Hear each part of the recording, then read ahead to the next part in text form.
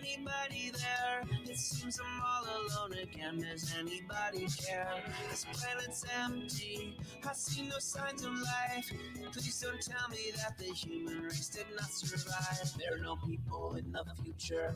There are no people. There are no people in the future. No people at all. There are no people in the future. Where did all my people go? There are no people in the future. Let me try my people call. Where are all my people?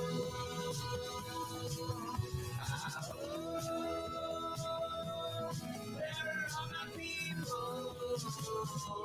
I guess I'll fly away now. Hey, everybody, welcome. Yes, everybody, it is another Monday. That means another Out to Coop Live. It is Monday, March 27th, 2023.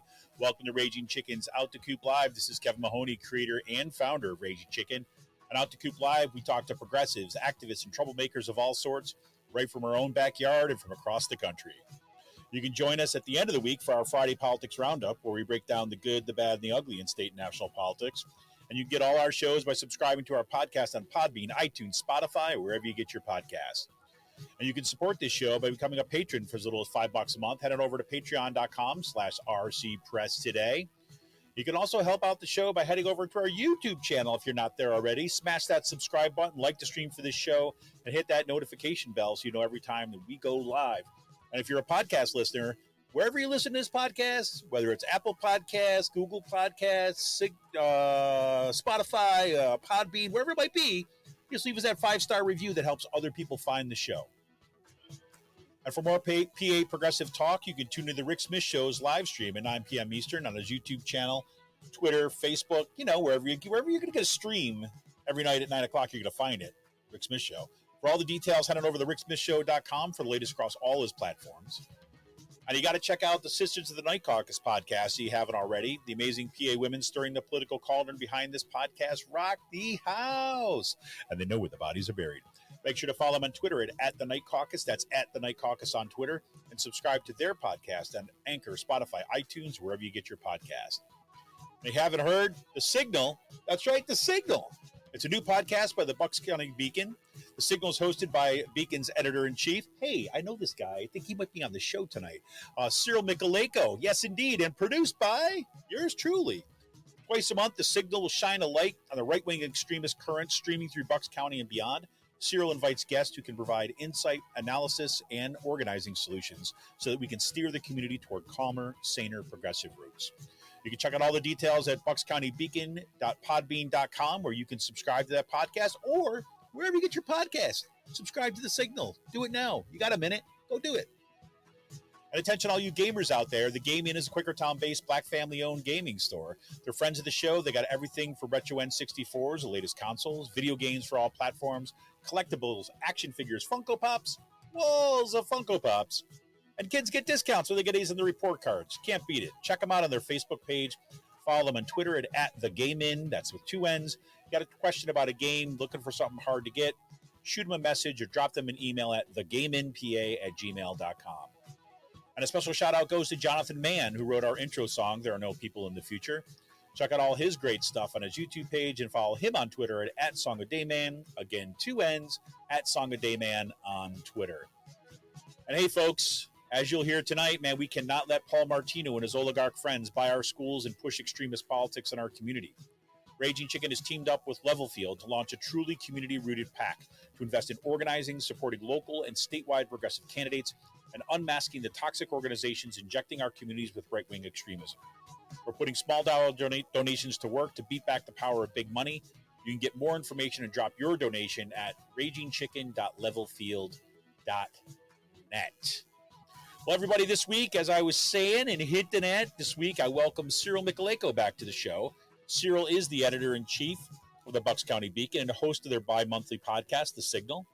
On tonight's show, we'll be digging into the latest with the creeping extremism on Bucks County school boards and in the people working to take back public schools from right-wing ideologues.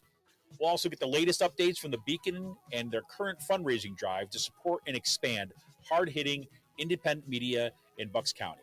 Go check them out at buckscountybeacon.com. And if you want to support the Beacon right now, you can head on over to buckscountybeacon.com support-the-beacon. That's support-the-beacon.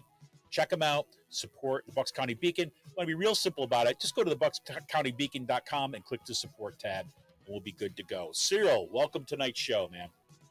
Great to be back, Kevin. Yeah, it's great having you back kind of on Monday. And, I was saying to you before the show is that I was thinking that I had this moment of apparently delusion that that maybe that some of the worst of the extremism that was running through Bucks County had actually burned itself out, and it's like self-contained forest fire. But apparently, the fungus is among us, and it continues to spread. And it's it looks like we're gearing up for quite an election cycle this year. No, absolutely. And unfortunately, there's no rest for the weary. I think that's for sure. That is for sure. Well, when we're talking about digging in a little bit to some of the school board stuff that's happening kind of around Bucks County, one of the things that I did, just kind of say, oh yeah, let me see, check out all the things, reread some of the pieces that are coming out in the Beacon, the school board, and just as a sampling for everybody, just so you get a sense. This is just the latest stuff that's been published. A piece by Darren Lawson said, "Why I'm taking the Penridge School District to court." Yes, that's about book banning. Yes, remember that? Oh yeah, good old book banning. And then there was a Central Bucks School Board Director voting maps. There was a court hearing about that because they were trying to gerrymander the school board election zones. That's pretty crazy. Pencrest School Board member says, I don't care what the law says, right? So we've got that going on. And then you've got, got a great piece, got a first-person story today, tomorrow, and yesterday as a transgender youth in Bucks County and across the country, talking about the experiences of kind of like being a student and being alive in this county and this school district in the midst of all this stuff. Oh yeah, then there's Representative Brian Fitzpatrick votes for Mom for Liberty back parents' rights bill. I mean, it's amazing, Cyril, but the degree of like insanity that's going on. But it also seems to me that the Beacon's reporting on all this stuff should be pointing us in the direction of say these are not just isolated incidents, but this is the playbook. This is the playbook that we're going to see unfolding in the days, the weeks, and years ahead as we gear up toward the next presidential cycle. No, absolutely. I mean, this is something that the GOP has adopted, right, as their kind of most current crusade within the culture wars. And Bucks County is largely ground zero for that. You mentioned some of the coverage that we've been publishing recently. I think Darren's piece was like really interesting because it shows what lengths these right-wing extremist school boards will go to. And those lengths include lying, right? They're saying we're not banning books, right? But in Darren's case, with the research that he was doing, he showed that every single book was being checked out off the library shelves for up to 365 days. And then when he inquired about that with an RTK, what the school district did was check the books back in, right, for the RTK when he's inquiring about these certain books, gave the report, and then checked them out like within like a couple of days later. So I feel like they don't even have the courage of their own right-wing convictions to just be honest and forthright about what they're doing, and then they'll try to gaslight you and say, oh well, we're not banning books. Well, maybe technically right, you're not, but you're just removing them indefinitely so that no one has access to it, and then there's no transparency around it from the people, for parents, right, for the people and right. The students who their kind of actions impact. And it seems like that's the Bucks County playbook because it's similar in Central Bucks School District, right? Yep. There was a lot of secrecy around them drafting their library policy 109.2 administrative regulations. And it was only because of the investigative reporting of Emily Rizzo at WHYY that we saw, or that we discovered, that what they had done is that they outsourced drafting these regulations about how they would handle book challenges, which would lead to book bans because they would remove these books for years based on, Right. on what one parent might want. They farmed that out to the Independence Law Center. So who's the Independence Law Center, right? It's the legal arm of a Christian nationalist organization, PA Family Institute, which is part of under this national umbrella. The Family Research Council, which is Southern Poverty Law Center, correctly identified as a hate group because of their anti-LGBTQ positions. And so there's a reason why, these right-wing school boards run by, Dana Hunter, right, who's in charge of Central Box. There's a reason why they're not being transparent and forthright with parents around that. Because I'd like to think that, most parents that, across the political spectrum, unless they're part of this, far-right MAGA wing, I think they'd be a little concerned about that, about kind of in a public school turning towards a Christian nationalist law firm to craft policy for everyone. And so this is what we're up against. And I think, obviously parents are, they're awakened to this. They know what's going on now. Thankfully, there's been a lot of reporting, what we've been doing here at the Bucks County Beacon, what Chris Ullery had been doing while he was at the Courier Times, though he's no longer there now. He's on kind of statewide desk. And Emily Rizzo's reporting has been just fantastic, throughout the last year and a half, 2 years. Yeah, 100%. The thing is, this is what's most telling to me about Emily Rizzo's reporting, for example. I mean, she's a reporter for WHYY, right? WHYY is not exactly like the lefty kind of troll farm thing that's going after just just trying to make a headline, right? I mean, they had diligent reporting, right? They're kind of, she's been following consistently, and for Christian nationalists to be utilized as part of the frame within WHYY, that shows you how far those groups have gone and how extreme these school boards are. Because look, WHYY, yes, it's a nonprofit kind of media organization and stuff, but they're pretty middle of the road in terms of their reporting. They may lean a little bit liberal, but they're pretty middle of the road. They don't like to kind of use what they might say, kind of extremist language or something like that. No, they're using that as descriptions, right? It's the descriptor of who these organizations are and who's basically, I don't know, laying the groundwork and producing the playbook for what's happening in our schools. Yeah, absolutely. And I think with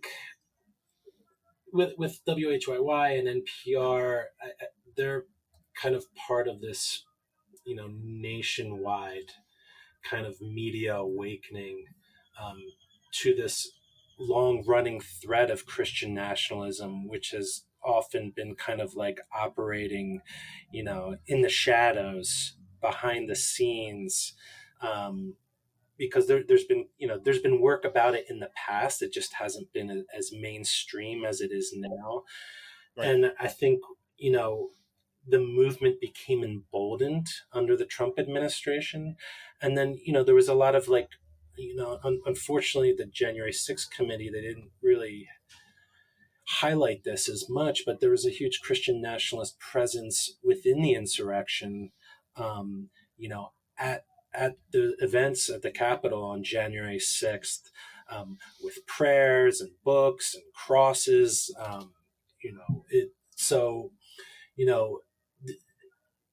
They're trying to, the Christian nationalist movement is kind of is like the Whig Party for the Republican Party. I mean, it's pretty much like taking over the Republican Party, and their goal is to kind of infiltrate all kind of aspects of civil society, whether it's education, kind of forcing their brand of religion on churches, politics, media, government, etc.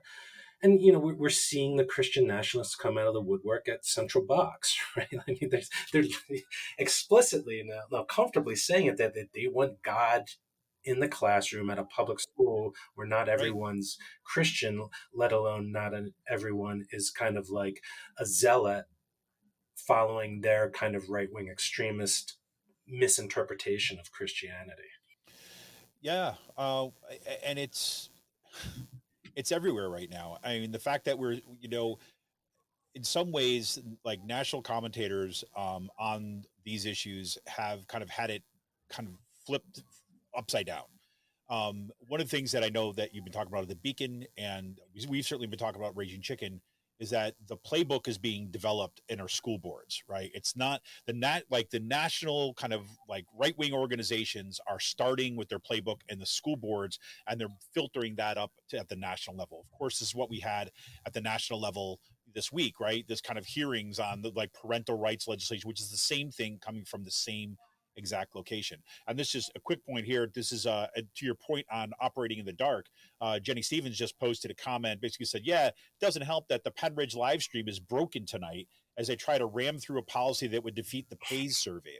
So this PAYS survey, of course, is that survey of self-reporting about, say, drug and alcohol use and kind of behaviors here. It's the only one that we've got. And the school board is looking to basically take that away, get rid of that survey, and to be able to have a greater control over what kind of information can be gathered by our students and our schools, and then they have control over it. So Yeah, there you have it. and part of this is they want to indoctrinate these kids, by one, keeping them from a wide variety of literature that kind of bring forth the experience of people of color, of LGBTQ communities in the country, and kind of like our troubled history as we kind of continuously, strive to be a more democratic and inclusive nation.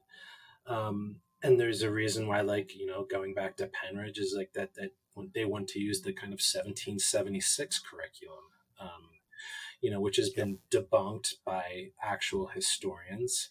And it's nothing more than kind of like this jingoistic, kind of nationalistic propaganda that they want to kind of ram down these kids' throats in order for them to, create a pipeline from like there to like Turning Point USA to Proud Boys to MAGA voters, right? I mean, I think that's the ultimate goal there.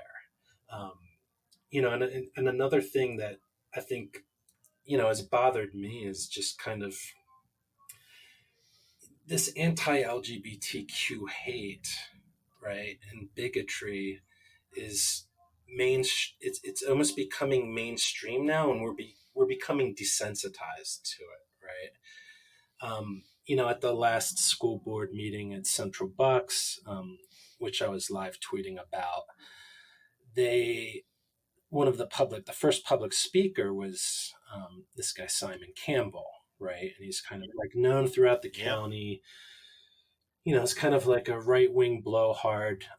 He doesn't even live in the district, right? But he ended up going there to speak. And one of the first things he did was insult LGBTQ kids. He called, he was just chastising them for not knowing the Constitution and said, well, the LBQTURX plus minus, like thinking he was making a joke. He said that while there was LGBTQ kids there, right? And then Right. and potentially listening. And then no one like kind of said anything to interject. Like, I guess it's his, First Amendment right to be an asshole and be a bully. And maybe you wouldn't call him that, but, at the very least, like school board president Dana Hunter, who right before he started speaking was like imploring the public to be more civil, she should have said something. Like he could have went on his right wing rant and, hey, maybe not bully and make fun of kids, right? And this is why we need like social and emotional learning and DEI programs and anti-bullying programs in schools. It's so your kids don't grow up to be adults like him, that Right. specifically go to a school board meeting, not even where they live, not even where they have kids, just to be a bully, just to quote unquote own the libs or whatever. Yeah, I think that Simon Campbell is a great example, and I think that I like your idea that there should have been something said afterwards, and I think you know even how some of the school board members need to think about how you respond to people like this, right? Because the last thing you want to do, I mean, like I think about this stuff all the time, right? I mean, the last thing you want to do is play on their terms, right? Because basically, what the lawsuits that, like all these lawsuits that Simon Campbell like files against school districts, has to do with his suppression of free speech rights and kind of like anti-union stuff and things like this too as well. So I've seen videos in the past where he's been asked to leave, and then he says, "I left, like England to come here to free speech, and now it's being taken away." Blah blah blah blah. But it's like, okay, let him have his thing, and then you pause the conversation for a second and say, "Look, a lot of the issues that we're talking about here, about like you said, social moral learning and so like this, is like." What we've just heard is a perfect example of some of the problems in our discourse about how we do not need to behave towards each other in a community, right? Precisely what, and to be able to recognize attempts at demagoguery or attempts at kind of like suppression of kind of minority rights by a dominant. It's like this is a perfect example of this. I encourage everybody, right, to get a transcript of what he just said so we can study it to know I mean, like just to flip it back and to name it and to point to it, call it out, and say, look, I'm not gonna. You want to have a right to be an asshole? Have a right to be an asshole. But that doesn't mean that this community, like again, it's a classic example of what you do in those moments, kind of rhetorically, right? You say, okay, who you bring the question back to who we are as a community, and I don't mean to take up all this time with this, but I think about these moments again and again. Is part of the struggle I think that so many parents and organizers are having that are going to school board meetings is that for the longest time you start with kind of rationality, right? You start with basically saying, okay, look, I know everybody wants to do well by our kids, so can't we just kind of like approach this kind of and refer to the experts and all that stuff?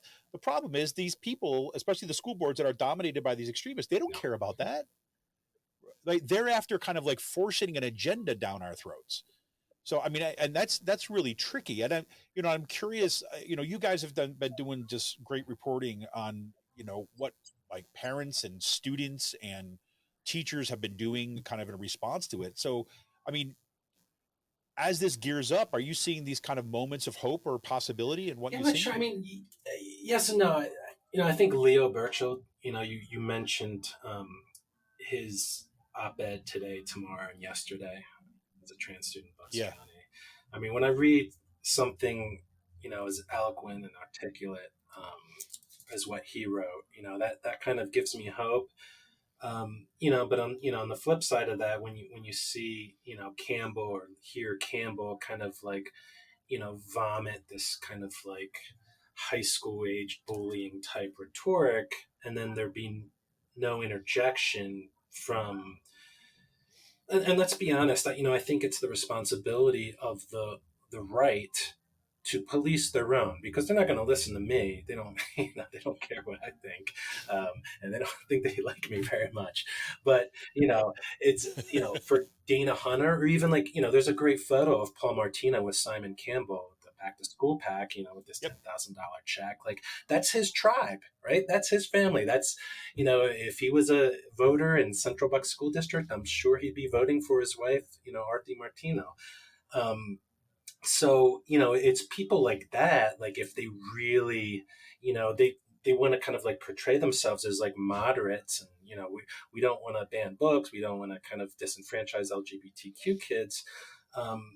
If that's the case, then why aren't you speaking out and speaking to these people that are your people that you have supported in the past?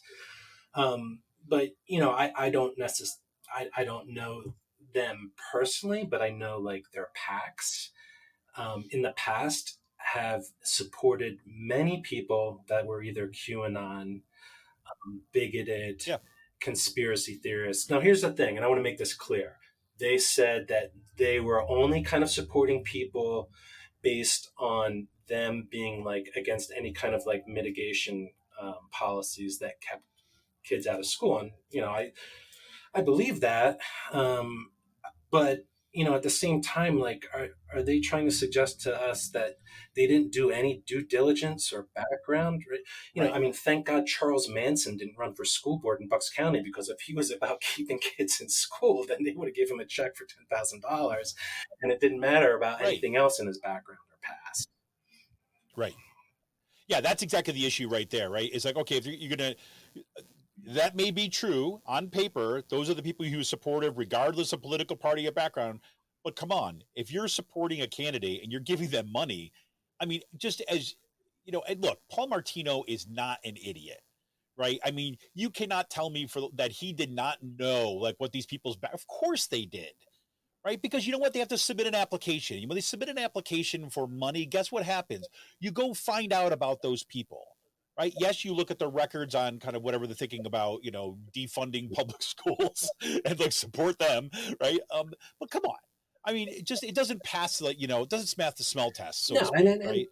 So if we're being honest, like, they're both MAGA, right? He and his wife, like, both were Trump supporters. Right. She donated to Kathy Barnett, who was kind of like, he was part of the Mastriano wing of the Pennsylvania Republican Party. And, Barnett has the same type of, bigoted and anti-LGBTQ kind of positions. Like, you just look at her social media where, she posted that like pedophilia is a cornerstone of Islam, that, got into the conspiracy theories that Obama is a Muslim, posted, please pray for my babies and me. We're about to go board the place to California and there's a homosexual female. So she donated money to this person. Maybe she doesn't believe that. I'd like to think that she doesn't. Let's just say she doesn't. But I think it does call into question her judgment supporting someone like that. Like, what is she going to say? Well, I like her policies. It's like the whole Trump thing. I like his policies, but just, Yeah. not what he believes or says. Right. Yeah, but I mean, what are their policies though? I mean, you can even say that even at that level, that doesn't even smell like pass the smell test. So I told the story on kind of on a Friday Politics Roundup. We ran into this woman in the airport coming back from vacation, and then it's like this older woman, and she turns out she's from mainline like outside Philadelphia, and then she says, "Well, I'm a Trump supporter," and then you're like, "Oh crap." Right. And so here we go. And then she's like, I just don't understand why people just can't focus on the policies, what's good for America, not whether they like the person or not. And then, and I'm like, I just had a really good vacation and I don't want my blood pressure going up right now. But like what's going through my brain at this exact moment is like, what are the policies that you actually were really supportive of? Was it the, caging kids at the border? Right. Was it the kind of redistribution of wealth to the top of like 0.1%? Like, what was it exactly? Was it the kind of like, I mean, let's go through the list. So what that says is that the Republican Party is the problem right now. It's not it's not like the few bad actors. This is why I cannot stand the kind of Trump bad man discourse, right? Is because yes, he is a bad man, but the problem is much deeper. It's those exact policies that you kind of like are pointing to that are causing the problems. Right. And guess what? There's some really bad people that are supporting those policies, and there's some people that know how to smile and shake hands that support those policies. Yeah. And, another part of the problem, I think, is, even though there's still kind of two daily newspapers back and still in Bucks County, can we put air quotes around that? They're rapidly shrinking. They're being gutted, right, from the inside. And the readership is dwindling. So first, like, we would need the newspaper to actually cover and interrogate these types of issues and questions, which is something they're loath to do. Especially, I've noticed this, especially around elections. Right? They don't want to. Yep. They don't want to mine and excavate. Who these people have supported in the past, because that's a reflection of the type of person they're gonna be in office, or the types of policies they're gonna support. What they've posted on social media, they've been loath to do that. And then just kind of like nail, they'll have like these general questionnaires, but you really have to nail them down. Like, for example, right? do you think it's okay for one parent to decide that a book is not suitable for every single student in a Right. school, right? Of course, a parent can say, hey, I don't want my kid to have access to this book, which they can do, and they can call the library and they can give them a list of books that they don't want. But a parent shouldn't have the right to make that decision for every other parent. And that's what this whole like parental rights movement is That's the point. about. It's about right-wing Right. parents determining what is appropriate for everybody. Right. Yeah, there is virtually nobody making the argument that you as a parent do not have the right to say, I don't want my child to read this thing, right? There's actually already a process, right? That if you're objecting to the content of a particular book, you can say, I don't want my child reading that thing, right? And then you get to have your right as a parent, right? Me personally, as an educator, I think that's also kind of messed up, right? Because I think education serves a purpose beyond kind of like, familial control. But put that aside. Given that they already have the rights that are there, the rights kind of are there. It's the fact that they want, just go back to where we started with this whole kind of Christian nationalist way of thinking about the world. They want to impose what they think on everybody else, and that is the complete upside down world that we're living in at this point. Yeah, and like I was saying, like back to my previous point, it's just like even if the Courier do this, which I don't think they will, like who's going to see it? Like no one reads it, and a lot of these Right. candidates wouldn't even fill out general questionnaires from like the League of Women Voters, right? They don't care. So this is something that obviously we're going to push. We don't have, we're still growing, and obviously we want to kind of like have our reach kind of be broader, but I think it's a type of thing that candidates really need to kind of highlight as they're campaigning, the Democrats, because it shows a clear difference in policy wise between them and their opponents, and it gives like a tangible and like common sense example, right? Right. And this is what Central Bucks is pushing. They're pushing the ability for a single parent to make that decision for everyone. And like we said, like not all books are suitable for all students. Like students kind of like intellectually and emotionally mature at different levels.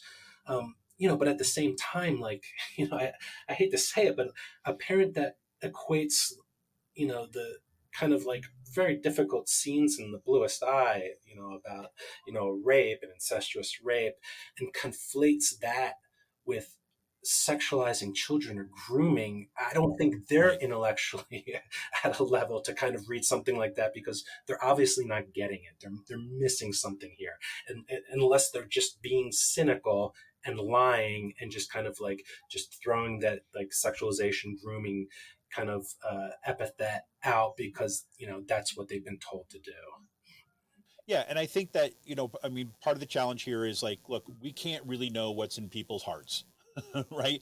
We can make arguments about it, we can kind of all this, but frankly, I'm at the point where I'm I don't care really what's in your heart at this point. I'm looking at what you're saying. That doesn't mean that I can dismiss people or say that we can't have conversations with people, but it's the idea is that, well, you might really think that, but let's talk about what kind of what the problem is here with this particular kind of approach.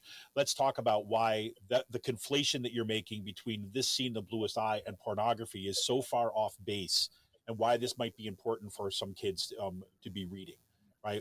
What is the purpose of education? How do we have it? And that's the affirmative argument that is a little bit harder to make at this point. Um, but I want to do two things before we run out of time tonight. Is like, one is that it kind of piggybacking off what you were talking about, what you're trying to do with the Beacon and what has been happening with really the degradation of reporting and kind of newspapers within Bucks County, but not just Bucks County. This is happening everywhere. Um, First, I want to say, like, take a broader look. We talked a little about what's happening on the school boards and stuff, but so other things that you've been featuring of late, because I'm always astounded about how fast and how wide Bucks County Beacon has grown. And I see Pat LaMarche, for example, that you've got kind of writing for you now, has just been doing some bang up kind of reporting. It adds such an amazing dimension here. Jenny Cohn's got a new piece that's out in there. So you can talk a little about some of the other things that you've been covering of late in Beacon, why you think these are important for us to be taking a look at. Sure. We're trying to fill in the gaps that, the Courier Times and the Intel are leaving. And Pat, like you said, like Pat LaMarche has just been doing a great job. I mean, one of the things that we've from the start that we've wanted to do is just keep an eye on the local congressman, right? Because that seems like a pretty basic function of what like a newspaper is for, right? For the community, so that they know, so that they can inform the readers how the congressman's voting and interpret what that means. And unfortunately, the Courier and Intel, though, they only really cover the things that Fitzpatrick spoon feeds to them, and they won't cover other votes. Like a while back, Right.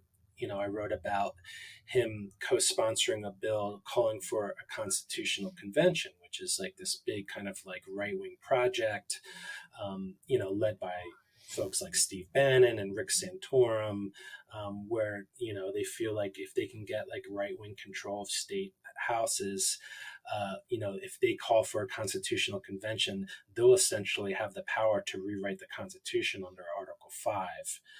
That's something that the Courier Times refused to talk about. And then, when Ashley has brought it up at the debate and he lied about it and he's just like, oh, it's just about a balanced budget amendment. Well, that was a lie, right? The Courier Times didn't call him out for it because, I don't know, either they didn't know or they didn't want to.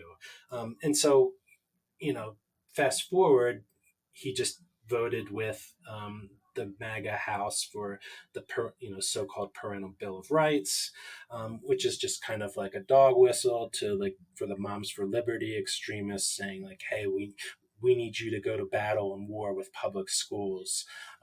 One, as a way to transform public education and some kind of like right-wing vision, and two, if not to kind of like destroy it from within, because that's part of the issue. Pat had a good piece about this bill, this resolution that was just proposed and co-sponsored by every member of the Philly area congressional delegation except Fitzpatrick, that would award former slaves posthumously the Congressional Gold Medal. He hasn't co-sponsor that. I know he's busy trying to make St. Patrick's Day a federal holiday, so maybe he's too busy with that to bother. But come on, got to get your priorities in there, Cyril. Come on. Yeah, but it's like the Bucks County NAACP president, Karen Downer, told Pat like she doesn't expect him to co-sponsor this because this forces the nation to kind of like recognize and confront the difficult history that we've had with slavery, and to at least symbolically like make amends, and then recognizing that it was a lot of the wealth of this country was built back on the backs of slaves, even before 1776, dating back, if you look at the dates, it's from 1619, right? When the first slaves were kidnapped and trafficked over to the United States. Pat also had some good articles dealing with homelessness in Bucks County, as well as poverty and how the loss of like the emergency SNAP benefits are impacting low-income families as well as seniors throughout Bucks County. Catherine Caruso has been doing a great job, expanding our reporting. Not just she's covered things locally, like these coordinated attacks on like the Rainbow Room by that kind of the anti-LGBTQ bigot libs of TikTok, as well as like Fox News and their kind of like local digital brown shirts, to more statewide issues. Like there was a hospital in Lehigh Valley that was going to deport an undocumented comatose mom, right, because they didn't want to pay the bills. Now, thankfully, looks like they've reversed that, or at least put that on hold. We have Peter Green, um, who's our kind of like monthly education reporter, a longtime educator for 25 years, who's been doing great reporting for us as well as other publications like Bloomberg. And then, Jenny Cohn just keeps like hammering the kind of like this, the Christian nationalist movement and like their fellow travelers on the far right. And she really, she put Roger Stone under the microscope for a 3-part series. And next up, what she's working on now is kind of an expose about who is Scott Pressler, right? This Republican activist who will be coming to Bucks Yeah. County on April 6th. So she's digging into his background and the extremist baggage that he carries with him. And then of course, part of the philosophy of the Bucks County Beacon was, it's about we the media and just kind of like being a platform for like local progressive writers and reporters. And we're continuing to kind of expand who's contributing. And just we've been publishing some really good stuff. Like you mentioned, Leo, the student journalist from CB West. His stuff's great. Obviously, Kirsten Zolfo always has the latest on what Fitzpatrick's been up to. Jenny Stevens is our kind of like, daily reporter covering what's happening on the ground in Bucks County and the surrounding counties. Layla Casey and Doylestown's been at least a recent addition. Yourself, and you owe me an op-ed.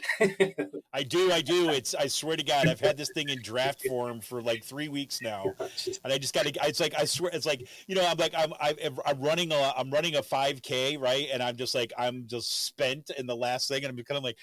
I swear it's got to be coming soon.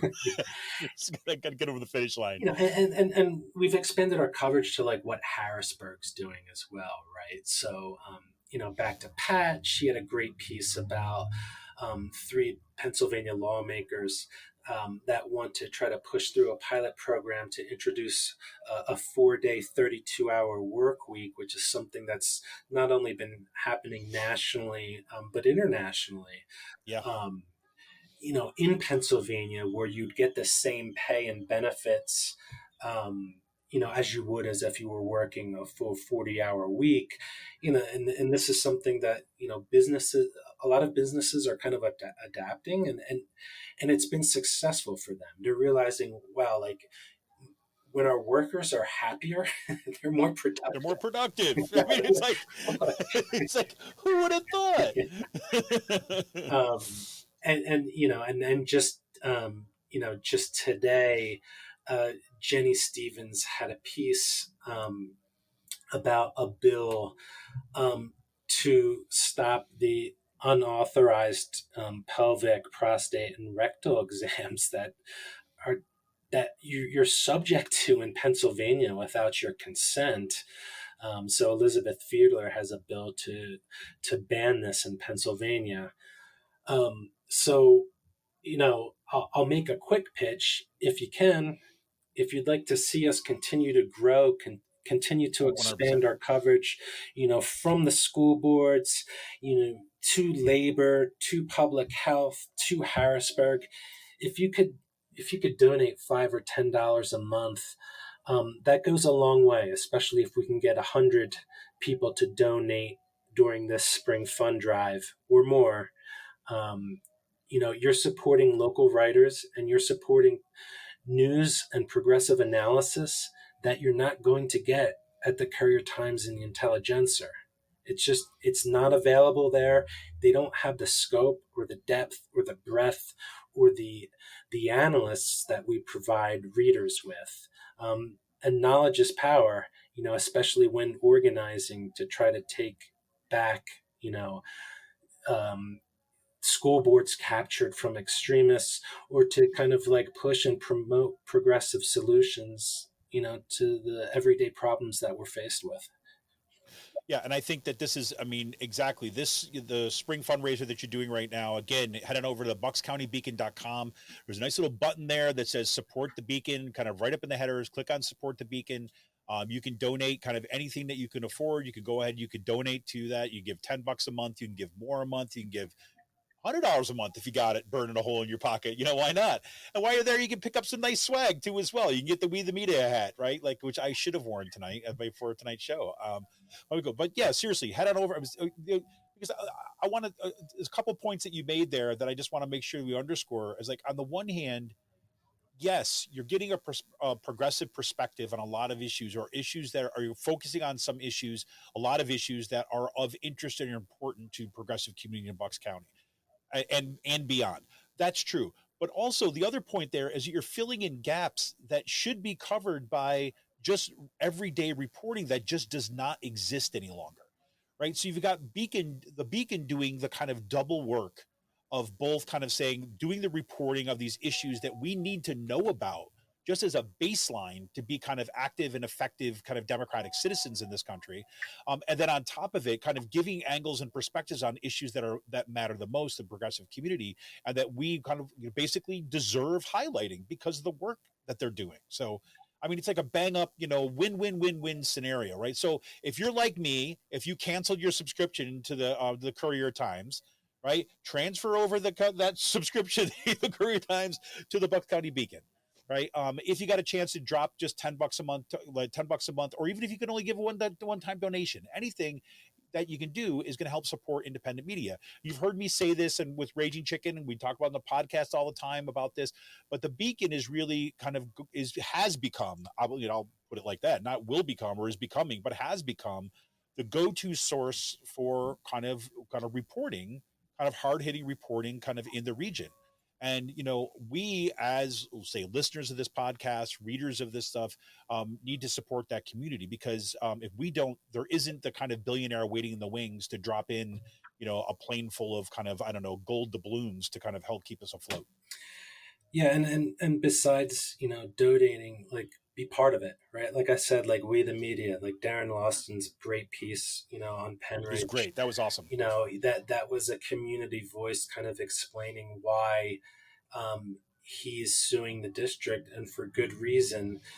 So, while we have, like, professional trained journalists like Catherine Russo, Pat LaMarche, Jenny Cohn, we community journalists as well, like Darren or Leo or Kirsten. So, if you have a story that you want to write, or a story idea that you think we should cover, you can always reach out to me and DM me, either at the Beacon's Twitter handle or my own.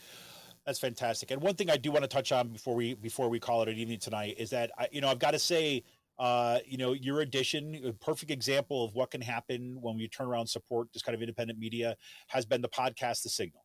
Right now, I'm like, I don't know, I'm honored to be part of that, right? To kind of help produce that show. But I mean, the guests that you've already had on that show in the first few episodes have just been outstanding. And I only see good stuff coming down the road from that.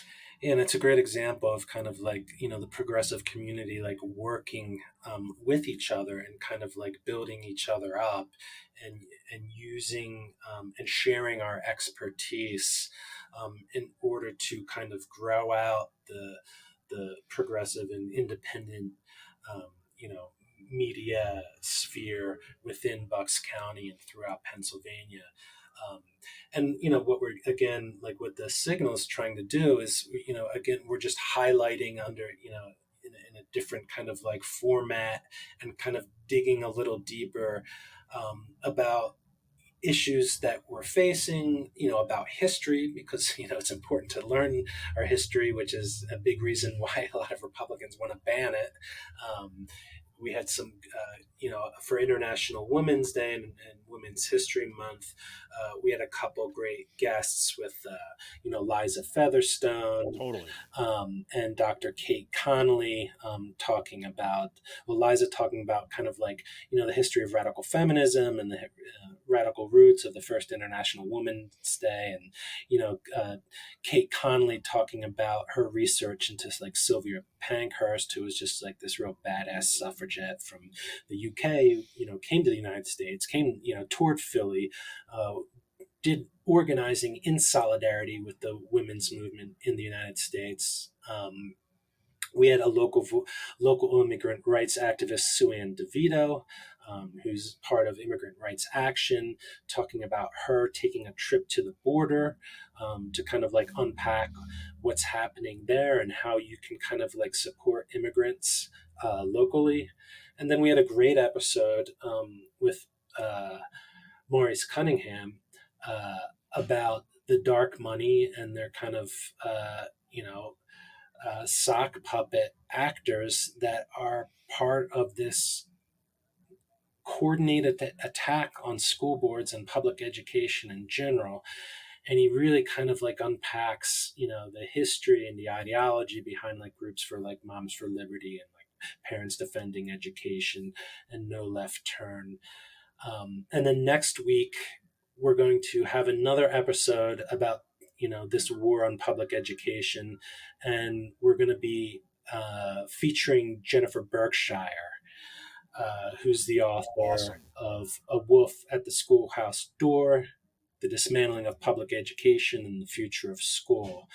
And we're going to kind of dig into what we've been seeing with, this whole like parental rights movement, as well as these groups that are proliferating both locally and nationally that are, using public education as the new battleground for their cultural and ideological wars that they're waging. Just absolutely fantastic stuff, Cyril.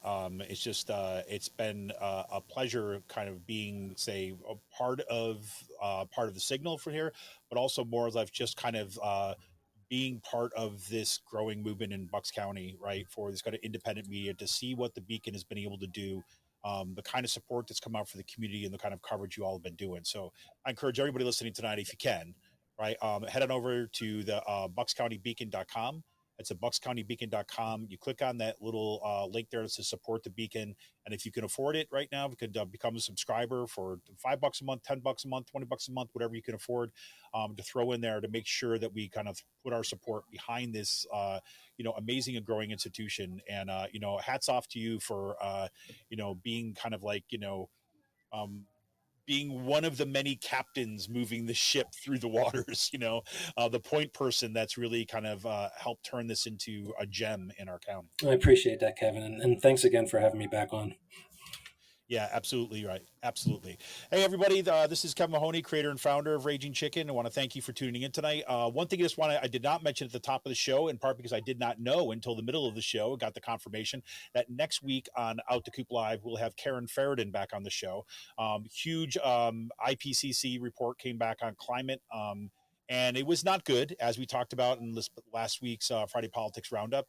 Karen's going to come on and talk about what's happening in kind of climate change, some of the activism that is happening right here in Pennsylvania, and all things kind of rooted in the world of trying to protect our future from kind of planetary collapse. I don't know.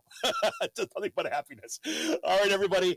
This is Kevin Mahoney, creator and founder of Raging Chicken. I remind you can help support the show by heading on over to patreon.com/RC Press, where you become a patron for as little as $5 a month. Cyril, take it easy, man. We'll see you soon. Thanks, Kevin. See ya. All right, everybody. We are out of here for this evening. Thank you for tuning in. Thank you for your comments. Thank you for your engagement. And as always, thank you for your support. Thanks to our members. Thanks to our subscribers. And thanks to our Twitter warriors who are out there, always help to support and get the word out. We'll talk to you soon. See ya.